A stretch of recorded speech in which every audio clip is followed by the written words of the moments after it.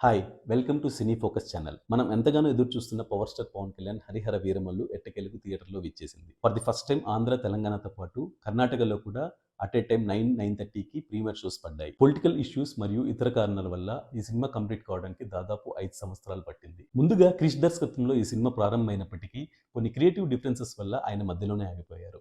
ఆ తరువాత జ్యోతి కృష్ణ ఈ చిత్రాన్ని దర్శకత్వం వహించాడు. ముందుగా ఈ సినిమాపై ఎలాంటి అంచనాలు లేవు.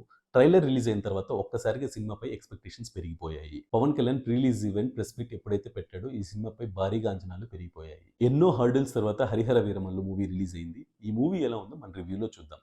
ఈ సినిమా మొదలైన 15 నిమిషాలు ఫ్యాన్స్‌కి ఫీస్ట్ అనే చెప్పాలి. Pawan Kalyan title card, introduction fight, Keeravani background music ఎక్స్‌ట్రార్డినరీగా కుదిరింది. ఈ సినిమాను మొదటి 15 నిమిషాల తర్వాత డైరెక్టర్ అంత ఆసక్తికరంగా ముందుకు తీసుకెళ్లలేకపోయాడు. 'హరిహర వీరమల్లు' టీమ్ మెంబర్స్ ముందుగా చెప్పినట్టుగానే పవన్ కళ్యాణ్ కంపోజ్ చేసిన 18 మినిట్స్ ఫైట్ సీక్వెన్స్ ఎక్స్‌ట్రార్డినరీగా వచ్చింది. ఆ సీన్స్ చూస్తున్నంత సేపు నరాలు నిక్కబొడిచాయి.